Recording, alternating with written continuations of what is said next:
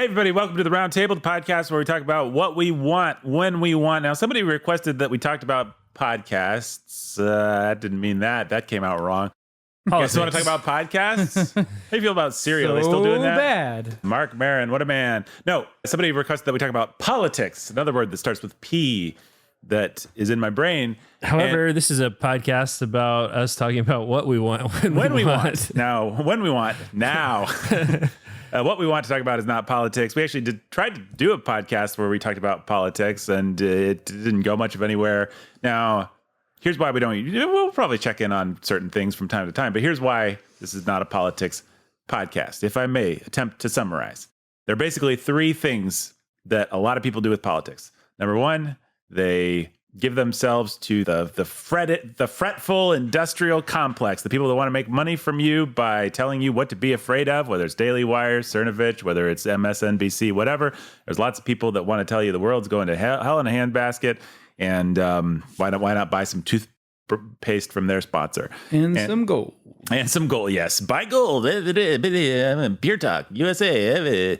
Ben Shapiro, Nathan listens to sometimes. Now, so that's one point of view. Obviously, the second one is you bury your head in the sand. You just don't think about it. You're not part of the world at all. And then the third choice is to be like, well, I don't want to bury my head in the sand. I don't want to be part of the fear mongers. I don't want to have my fear mongered. So I'm just going to kind of feel bad about not being a person that knows whether Israel's the good guy or Palestine's the good guy. And so I guess we could spend our lives podcasting about that and helping you parse that, but that's not really our thing. And the truth is, we all keep some decent level of handle on the political situation, and yet we don't feel guilty for not going down every rabbit hole because it's impossible, and there's a lot of liars out there. And the reality is you can only control what you can control. And so... worried about the economy? Try and make some more money or put some away or invest in gold. Ben wants you to invest in gold. Be happy to talk with you. More skills and a stronger community. Right. If you're worried about the world, then pray for Israel. But hopefully you're praying a lot more for your family and your church and your local community. Personally, I'm only praying for Palestine. Well, we'll talk after this podcast. Control what you can control. I feel like about politics, like it's actually not that hard to understand what's going on with America, at least. Kamala Harris is the devil. I'm saying that non-sarcastically, like she represents everything that's evil. And then, that's one corner. In the other corner, you have a broad consortium of different people, most of them of questionable morality, but some of them pretty good, that are like, well, we don't really want to be ruled by the devil. So maybe if we team up, we can beat the devil. Those are the two. So you could be with that side, the anti-devil people, or you can be with the devil. So there, I just explained modern American politics to you. Yeah, and what is in your power, probably as a listener of this podcast? Well, you can go to the polls in November, and you can pray. When it comes to the national political scene. Right. That's really about it. Unless you know somebody, unless you're cupbearer to the king, like you probably can't do much more than that. So what you can do is you can love your family. You can build a strong marriage and a strong household. You can improve your economic situation. You can improve your ability to protect and provide for your family. You can try to position your kids to make it. There's little things like that. You can be a part of a strong church community and build a strong church community where people who are strong where you're weak can help you if things go south. That is one of the wonderful things about a community in a very practical way, by the way. If you have a dentist in your church, then when the zombie apocalypse happens, you're not going to be fighting zombies in plaque. You'll just be fighting zombies. Right. Which is a nice place to be. So, I mean, I'm serious about that. I said that in the maximum silly way, but like you want to be part of a large group of people, some of whom have skills that you don't have and bring different things to the table. And it's why people have banded into communities since time immemorial. And it's why God's community, the church, is one of 1,000 reasons why it's so important. in our lives. So like everything on our podcasts, the answer is go to church. Anything Love else? your family, go to church. Love your family, go to church. Anything and else? Pray. And pray. Spank your kids in the parking lot of church. Somebody in this room was telling a story about that. It's true. Earlier today. Not about spanking their kids in the parking lot of a church, actually. That's right. Maybe they were the kid in the story. You don't know. You'll never know because you're not our friend and you're not part of our conversations except for what we choose to record. Or if you happen to be our friend that's listening. You only see what we want you to see. You only see what you want us to see. Yeah. Ooh, the deep state of the round table. The deep state. Yeah, can I say one thing about deep state? I think one of the best things we ever did on this podcast, or on a podcast that we did back when this podcast was called Sound of Sanity, we did an episode on aliens, and we talked about how people have these theories that like they've got cryogenically preserved dinosaurs that they're hiding from us. And the insight that we had there was, yeah, I guess you can believe in conspiracies and all that, but also they have people just say like, you should let your kids chop their genitals off. And half the people in America are like, yay! So do you really need like dinosaurs in warehouses or alien ships? It's like, they don't have to hide. Like, we don't need MK Ultra. We're all being MK Ultra'd like by MSNBC. Like, and I'm not saying that there aren't some conspiracies. And Taylor Swift. And Taylor Swift, right. Feminism.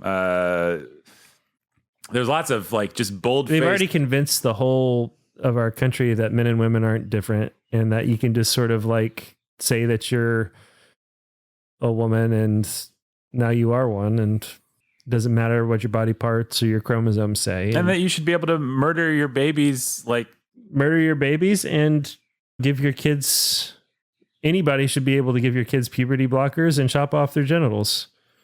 Yeah. You don't need to like hide things in a warehouse when you can just make a big bold lie. I mean, what great was it? Lenin or Stalin or somebody? Goebbels. Yeah. Just said, what's the quote? Just the bigger the lie, the more people believe it or something. I don't know.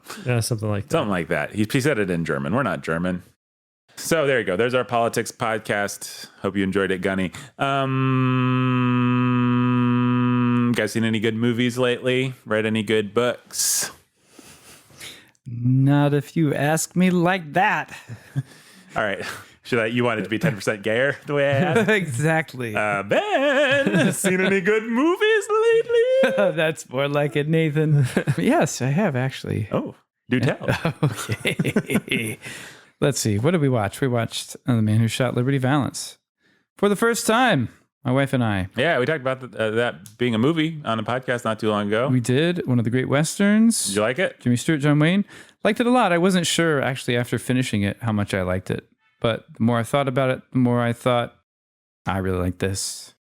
So it is weird that movie comes from the era of we don't have to use that much makeup or anything. And we don't, like, Jimmy Stewart plays his character as an old man. And as a relatively young man. And he always looks 50 or whatever. All that makeup is really goofy. It's goofy stuff. I found especially him playing younger than he was to be a little distracting. Not that many actors haven't done it, many in that era especially, but it's a good story. It's a good story. It's a good movie. I just thought it was pretty fair to all the characters. It's just interesting. There's a lot of interesting people in that movie. The two main leads playing off each other is awesome. John Wayne and Jimmy Stewart are really great. You got the cancer. That's what he says in The Shootist. Is that what he says? Yeah, he did. It's The Shootist. Stewart does He's the doctor. I read about this, but I haven't seen that either. So, yeah, this movie I liked because, I don't know, you just need both kind of men to build the West or to build America. You need the man's man, and then you need the law man. Or the lawyer man in this case. You need the guy to get his hands dirty, and you need the guy to be the legend. Yeah, and one of the guys is very principled, and one of them actually is not. The one who's principled and courageous in that sense is Jimmy Stewart, and the one who's actually competent as a man to live in a dangerous world is John Wayne. But it's so many movies would tip the scales and want you to say like, well, actually, we need that guy. That's right. And there's some sense in which the movie is, well, actually, you need John Wayne movie. But I think also it respects Jimmy Stewart in the way that a different movie might not. It does, because John Wayne wasn't going to deal with Liberty Valance. It was only insofar as he was a personal threat to someone John Wayne cared about that he to deal with this nasty outlaw. Right. John Wayne wasn't going to go to the Senate and have the state become a state or the territory become a state. So there's all kinds of stuff actually Jimmy Stewart does right that John Wayne doesn't. And John Wayne's pretty selfish and pathetic in his response to losing his girl. It's not really admirable, even if it's sad.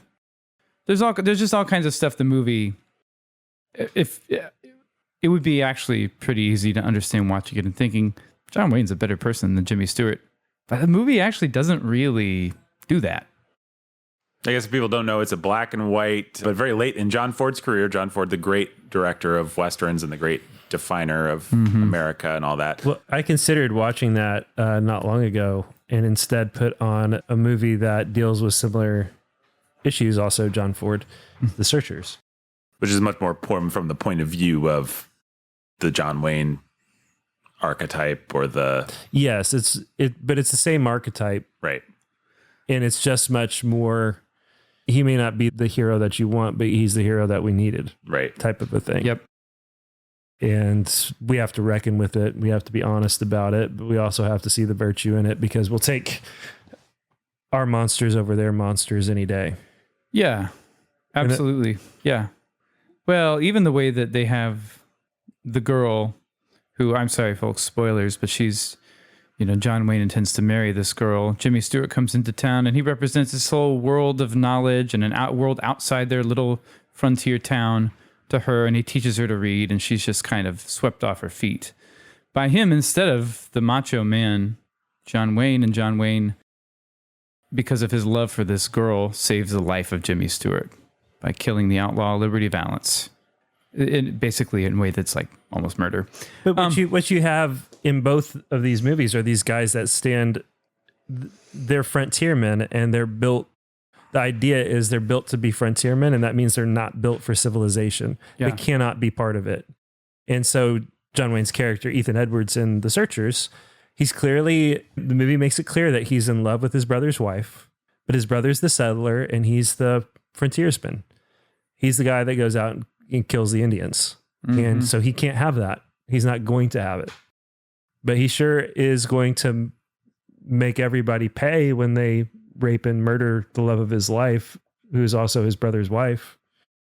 Yeah, it's interesting. Searchers is 1956, and it ends with John Wayne's point of view as he finds himself perpetually on the outside of civilization. The most famous shot perhaps in American cinema. Scene, yeah. He stands in the doorway. The happy family has been saved and reconciled through his violent efforts, but he can't have any part of it. He walks into the sunset. Yeah. Some fancy hoity-toity critics have said, like, every American movie made since 1956 has been an adaptation of that scene. It's like all of Scorsese's career is just like, how can I put my spin on that? The outsider. So you have it from the point of view, finally, of Ethan Edwards, but then A Man Who Shot Liberty Valance is more from our point of view, more. It's like we're remembering this man and elegizing this man, but we're just glad he exists and helped us out. But we are Jimmy Stewart. We're Jimmy Stewart. We are a part of the world Jimmy Stewart built, and we're glad these dudes existed to help make space for Jimmy Stewart to build the world that we've inherited. And Jimmy Stewart is living, and his career is built on borrowed credit in the most literal sense possible.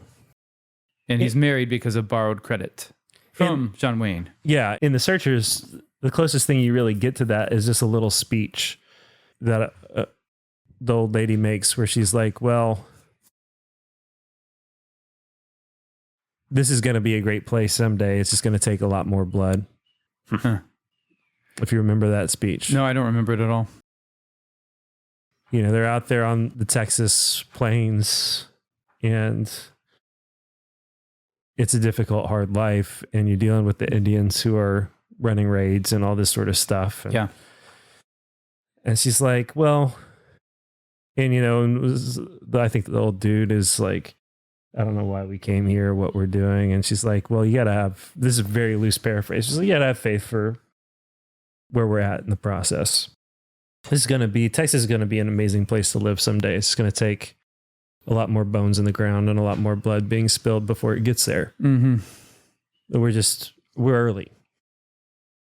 And that's basically the whole point of the movie is like, you are the happy family on the inside. And you need to take some time and perspective to accept that it was all bought and paid for. There are bones in the ground. There are a lot of people who suffered. There are a lot of people who died, and there are a lot of people who killed in order to make this reality possible. Yeah, although the interesting thing about Liberty Valance, especially when you realize it's the last serious film that John Ford made, it's from 1962, which people might not realize since it's in black and white, but he only made a couple movies after it, and none of his classics. Like the last great film he made was Man Who Shot It's really interesting that his final statement is, yeah, we're living on borrowed capital, and yeah, we should totally do that. And the more oblivious that most people can be about it, I mean, the famous line for the movie is print when what is it, when the legend becomes truth, print the legend. Yep. It's better that most people, they decide not to ruin, the editor decides not to ruin Jimmy Stewart's career by exposing the truth that John Wayne was behind everything back in the famous Liberty Valance incident.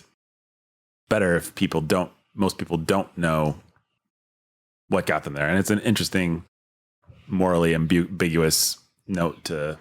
And of course it ends, John Ford is going to have the wife character romantically remembering John Wayne. Right.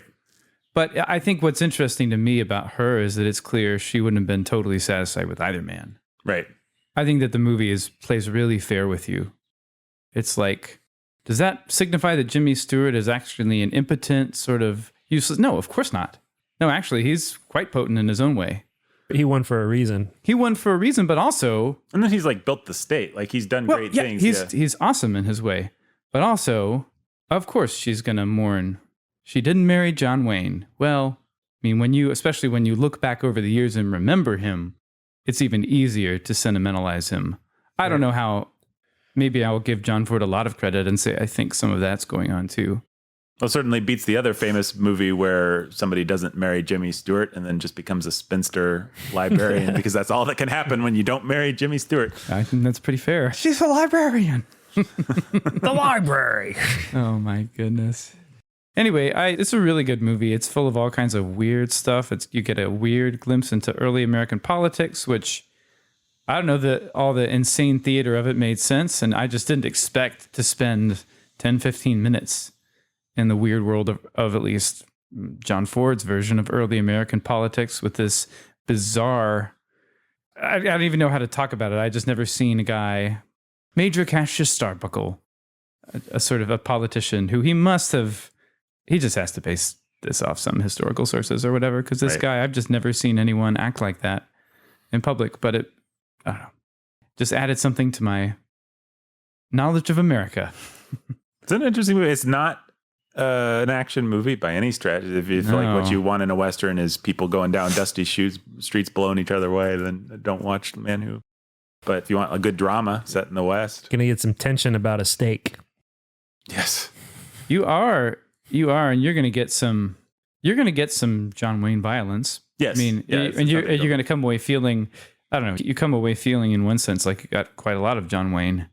Even though you didn't get all your shootouts or whatever. You may not get violence, but you get machismo. You'll get the... Yeah.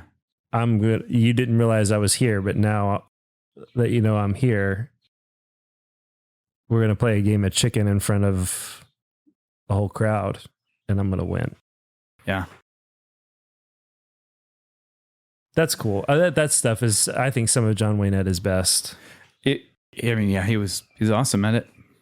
It was really great. It was a great performance. Probably my favorite John Wayne, actually, so far. Well, it's just a testament to what you can do with someone who has a star persona. I mean, so much of what we think of as good acting these days are somebody who can transform themselves, disappear into the character. John Wayne, obviously, famously couldn't do that. You've got the hilarious clips from his Genghis Khan movie, if anybody's ever watched those, where he's got a ridiculous Genghis Khan mustache, and it's like, well, there's John Wayne, very much not disappearing into the character of Genghis Khan. And amazing. You can, bring the horse. I can't do a John Wayne at all, but you hear him say these ridiculous ancient Chinese lines or whatever, Mongolian, I should say. But John Wayne could do one thing, which is to be absolutely convincing and hold the center of the screen as John Wayne. And there's so many different things you can do with it. You can tell a really Shakespearean drama like this, like Red River, like Searchers. You can do broad comedy like McClintock. You can do a quiet, sort of pensive performance like in Quiet Man. He actually can play a lot of different kinds of characters and strike a lot of different notes, but he's never transforming himself. Versions of John Wayne. Right.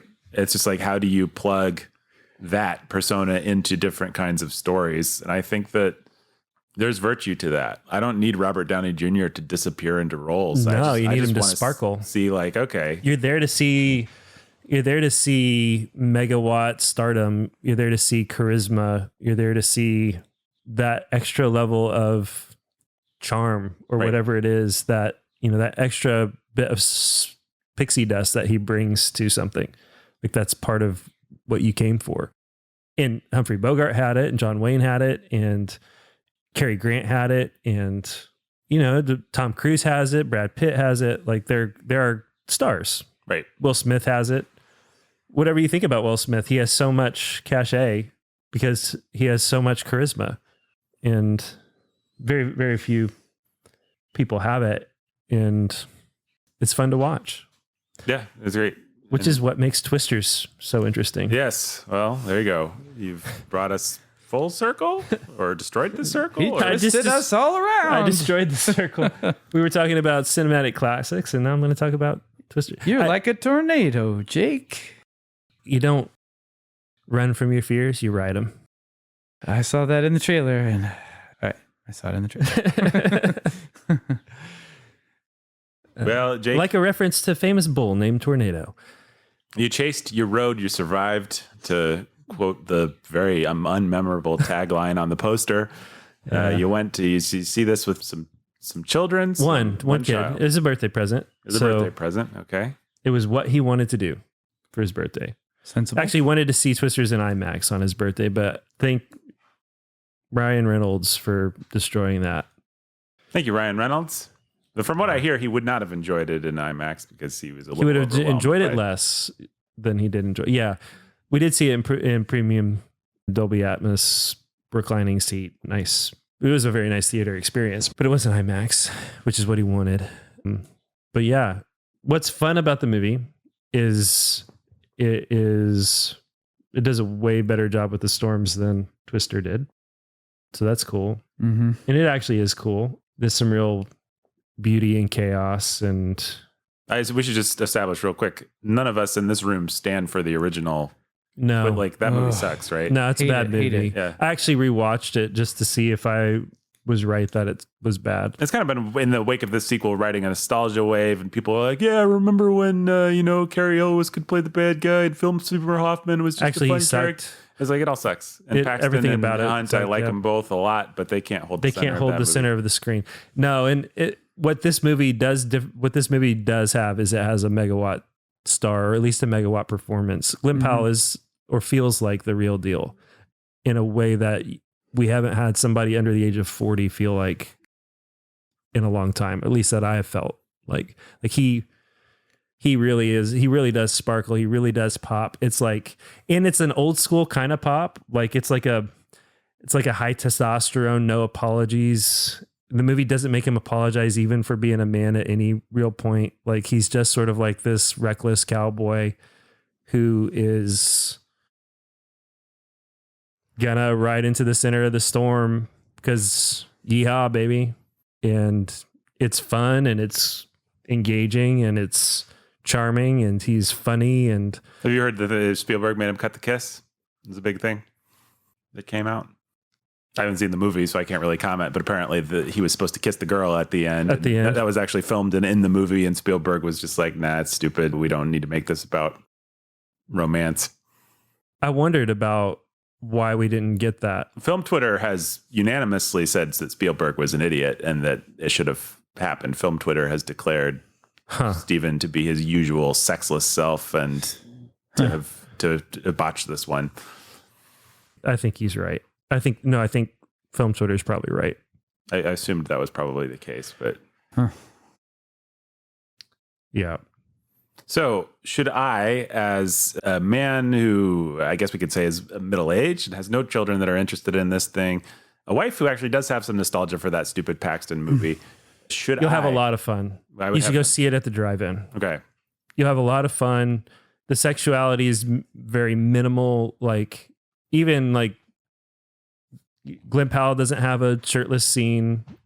Part of what's interesting, so I imagine probably conservative film people love this movie because it's like what it actually has are two sexy white people leading two separate teams that are all actually, I don't know. It does. I don't want to get into spoilers, and it doesn't really matter for the sake of the film. Like, the second half of the movie is just kind of a mess of just action scenes. Sure. The first half is pretty good as far as it goes. Basically, when it decides, so the setup is she's young, she's in college, she's with her buddies, and she's the intuitive one, like Bill Paxton, who always knows, can smell and know. Storm Whisperer. Yeah, she's the Storm Whisperer, right? And the movie is really stupid when it wants you to know that she's being intuitive. Like, suddenly we see the wind moving through beautiful rows of grain and mystical tinkling on the soundtrack. Yes, and there's mystical tinkling on the soundtrack. Like, so the soundtrack is literally just rollicking country music and like the stormscapes, and then this like sort of like mystical, like, if you build it, he will come type of like thing that just pops out of nowhere to let you know that she's now having her intuitive witch moment where she can witch the storm. But she's got, so that it's like a little riff on the original, like there's like an old Dorothy canister or whatever from the first one where they send the sensors up, but she's got an idea that she can kill it. She can kill a tornado. It has to be small enough, but she can send up like polycarbonate, like stuff in diapers or whatever, and it'll absorb moisture and then it'll kill the tornado or something like that. And she's like working on her doctoral thesis or her master's or something. I don't know. She's at some point in her education and she's got all of her friends and they're storm chasing, and she finds a storm and they find a tornado and it spirals into one that's too big, and it doesn't kill, her plan doesn't kill the tornado, and the tornado tragedy happens and she loses some of her team. Anthony Ramos is on her team. So we flash forward and she's now in New York and she's a meteorologist or something like that, works at the National Weather Center. I don't know what she's doing. Anthony Ramos shows up and he's like, I've got a team and we're corporate backed and we have money and investors. Corporate sponsorship. I know. My blood is boiling already. And not just that. And we have tech from the military industrial complex behind us. But I need a intuitive storm chaser to come and help us get the tornado so we can get the data so we can save lives. But you'll never guess, it turns out the corporation and the people behind this are evil. And what they're actually doing is they want all the data so that they can buy up the right pieces of land, and then they can come behind these storms. They have an excuse to come behind these storms and take advantage of people who like don't have insurance and mom and pop movie theaters and buy up all their land and turn it into... I'm just glad the movie was brave enough to take on big meteorology. Like, I know. Somebody needed to finally call them out. But for the first part of this movie, you can be forgiven for thinking that actually this is a fun inversion, because what happens is these people, Anthony Ramos plays a very nice, sincere character. And he is, I think, well, in the movie wants you to know that he's always sincerely in it, even if he's a little compromised with his bedfellows. But Glenn Powell shows up with his team. And they are we've got the dumb RV and we've got the old broken down truck. And we show up with our music blaring, and he pops out of his truck and he's got his cowboy hat and his sunglasses, and the crowds come because he's a TikTok superstar and he's a TikTok storm chaser. And he does stunts with the tornadoes. Like, can I shoot fireworks up through the tornado and what will that look like on camera? Or flares. Will the fireworks like swirl up and through a tornado? Let's see what that looks like. And he's just like a reckless cowboy. And he looks like a guy who's just profiteering off the storms. And he's like selling t-shirts with his face on it and stuff like that. And everywhere they go, they're just selling merch. And so that's what, and our serious team is like running into them and all these other like idiots. I think the line is, anybody with a $10 weather app thinks they can be a storm chaser now. So it's like all these stupid people are in the way of the people who have the serious tech that can actually make a difference. That's the setup, and it kind of works, right? But then the movie just decides when it's time for Glen Powell and whoever the chick, she's kind of a zero. She's not great. Is when they're supposed to get together and team up. Then it's just, we're just going to like dump all this information on you. And now she's with Glen Powell and his team. And, and from there, it's just like they're together. So I forget why I'm saying all this, what my point was. Heteronormative conservatives will enjoy the movie. Well, because her team is a bunch of white dudes with PhDs plus Anthony Ramos. And then his team is like, literally is just like, there's the black guy and there's the Hispanic guy and there's the I don't know if she's white or if she's what, but she's kind of lesbian coded. And then there's like, but he's like and none of them have college degrees. And he is the toxic white male, except he's kind of awesome and never apologizes for it. And he's the leader of this team and she's the leader of that team.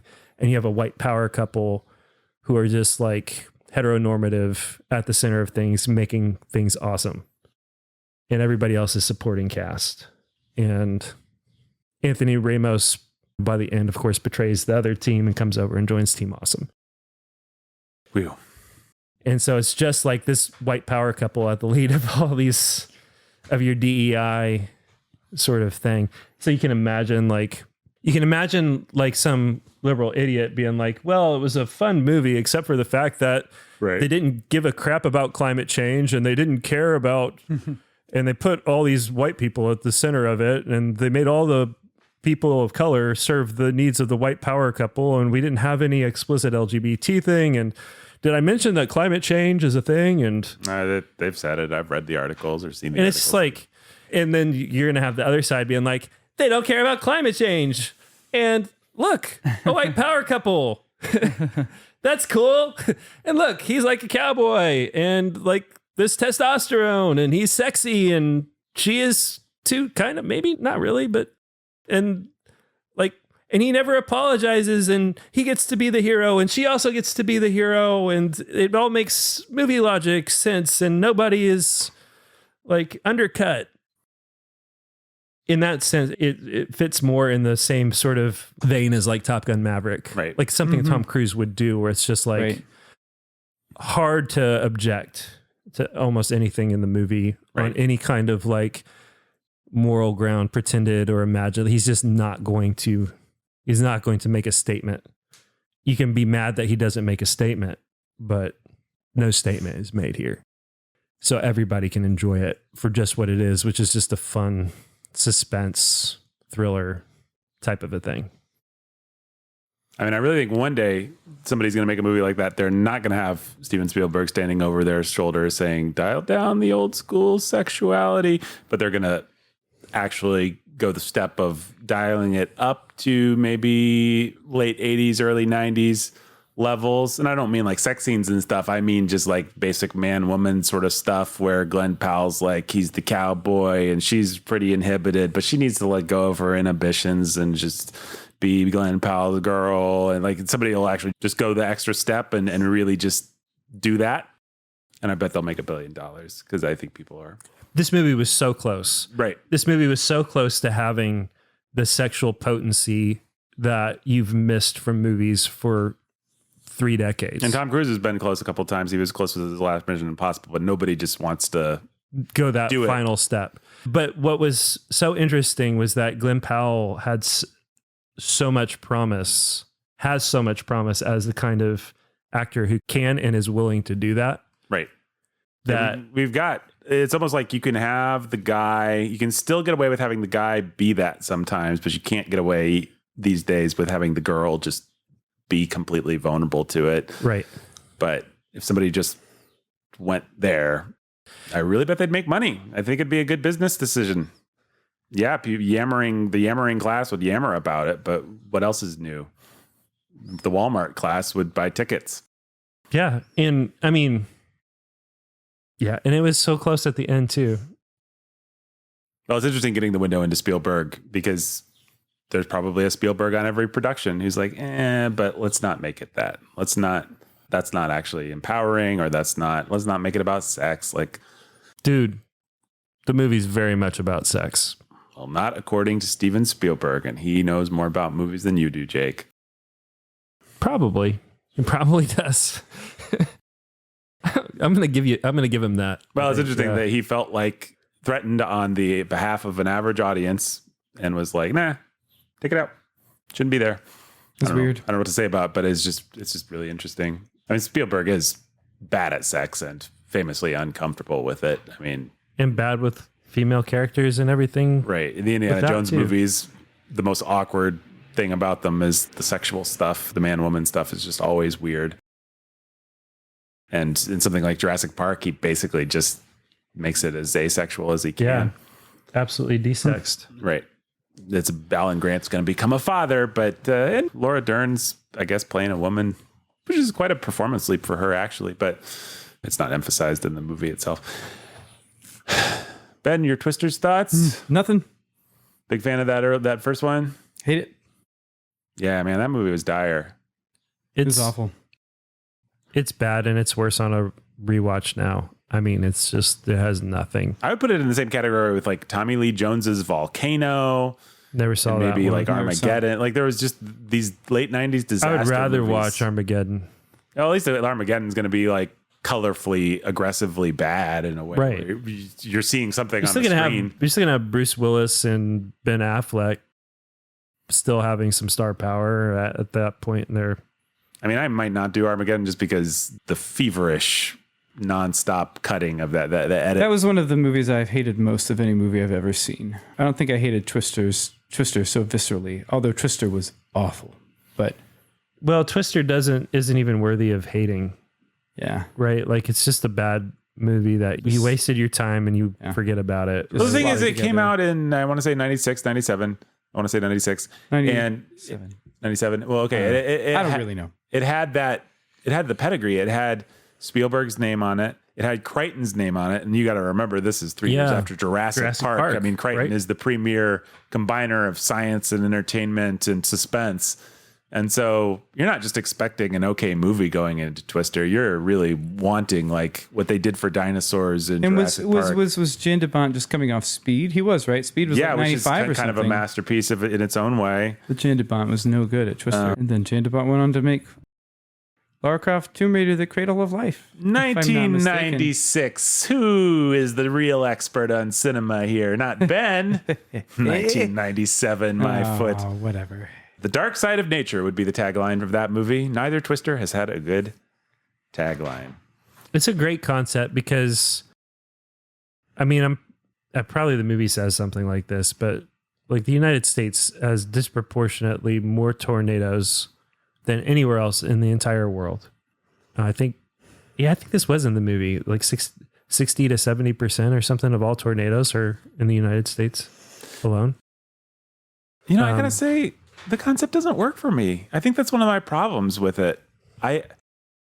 Something about the fact that they have to hunt it down, like all that has to happen for the heroes of Twister to not be in danger is for them to not be idiots that have this job chasing the storm. Yeah, it's kind of like people are always like, Jaws is the scariest movie. I love Jaws, but stay out of the water. Yeah, I just wouldn't go swimming, and I don't. I basically don't enjoy beaches, and so therefore, I'm just like, it's not a problem. I'm not worried about getting in a swimming pool, and Jaws is going to somehow find his way there. Like even as a little kid, I was too practical for that. Like I'm not scared of Jaws. Well, but one of the things that Twisters does better than Twister, as far as that goes, is our main characters never feel particularly, not never, they don't feel particularly threatened by any of the tornadoes they're chasing. Communities feel threatened. A rodeo feels threatened. A small town feels threatened. A hotel feels threatened. The one time a tornado takes a turn towards the hotel or towards the rodeo and hotel where our characters are staying and they're vulnerable and they're not in control of the situation, they feel threatened. There are situations like that, but so much of it is from an emotional standpoint, the fear is on behalf of the innocent people. That would be a better way to do it. Who don't know it's coming or whatever. And they're like making these decisions. There are a couple of times in the movie where they have to make a decision. Are we going to chase? This storm is getting dangerously close to a community, and we can either get our data or do our thing, or we can run ahead and try to warn people to take shelter. And so the good guys always abandon ship and go try to help or warn people, and the bad guys are trying to get their data, right? They would. And they would. Or they're going to have this sort of like push-pull type of a thing. But it's just a little bit more smart about that sort of thing. And there are a couple more things like that I think make it smarter than Twister. Right. For that reason. These people are like, they're good at their job. They know what they're doing. They know how to stay safe for the most part. They know when to get out of the way, and they know when they're okay. And they're always taking some kind of risk, and something could always go wrong, but you know, they're not worried about it. And that's not where the fear lives. That's fair. For the most part. Except for she's got a little bit of PTSD, and she's afraid because she has led her team when she was a kid, you know, when she was in her early 20s, she has led her team into death. And so she's got some PTSD at the start that she's going to work through. But that gets abandoned pretty quickly. She gets back in the saddle because the movie needs her to. Right. So, I mean, I guess you could accuse lots of movies of the thing I'm describing. You know, just don't go to the haunted house. Just leave. There is something about the non-inevitability of twisters of a twister as a villain that bugs me, I guess. But maybe this movie solves it. I think it did. I will say, from my own perspective, I had a little bit like some of the opening part of this movie got under my skin a little bit. But I had just driven. Like the week before, I had just driven home during a storm that produced 2 tornadoes, and I was driving parallel to a tornado within a mile of it. And with my son trying to get home to my kids who were home alone. And there was nothing like, it was probably and I've had a funnel cloud go overhead that ended up being a damaging tornado. I've been in some wild weather before and some wild driving. So this was the wildest driving scenario I've ever been in. And it was infuriating because people were stopping on the road, and there were times where you couldn't see anything. And then there were times where you could, but it was all green and there was debris flying everywhere, and the telephone poles were bent over at 45+ degree angles, and transformers were blowing and sparks were flying across the street. It was cinematic out of a movie. Trees falling down in front of you on the road that you're dodging. All that happened to me while I was like, stuff out of a Twisters movie was happening as I was driving my youngest son home, trying to get to my kids who were home alone because my wife was at a school event that was on lockdown. And my friends who lived just up the road, just like 2 neighborhoods over from us, had it go through their backyard and twist their trees to bits. So that was the context that I brought to watching it. Yeah, I can see that. And so there was like early on, I felt some of that visceral, like it's sort of in that like being confronted with what you almost dealt with or were faced with. Right. Like there was an intersecting path between the tornado and the road I was on. I beat it, but you know, we're talking within like 3 minutes. Yeah. So I don't. That's interesting. I think I could vibe with the scene of, like, even in the first Twister, just the opening, you know, the little family in the house that she loses her dad, whatever it is, the setup for the movie. Yeah. I mean, that scene's pretty scary. That sort of thing. I think there's just something about maybe I just don't like movies about professionals. Like, I'd rather see the people at Jurassic Park who are the tourists than I would, although that's the first Jurassic Park movie, I guess, is kind of about professionals. Yeah. But I'd rather see a movie about a family. They're archaeologists. I'd rather see a movie about a family that moves into a haunted house and then slowly discovers it's haunted, as opposed to ghost hunters. Right. You know, like there's something that if you're a professional who's intentionally putting yourself in the way of danger. I'd rather see Jaws than Shark Hunt, some shark movie about people who love sharks. The Meg. Yeah. Well, yeah, exactly. It's Ben's favorite movie. Right. Yeah. You got me. How can you like Meg when there's the Meg 2? That could be your actual favorite movie. It could be. He just likes it because of the name. That's That's right. Meg 2 does have the transcendent moment where Jason Statham is fighting the bad guy and then he kicks him into the mouth of the shark and then says, "So long, chum." That's a great line. Which is good stuff. It's pretty great. I still haven't seen that movie yet. I feel like I've missed out. I mean, have I actually watched that? I've certainly seen that scene, but maybe I knew it was there and just watched it. I feel like maybe there's been a Meg on in my household before, maybe. I don't know.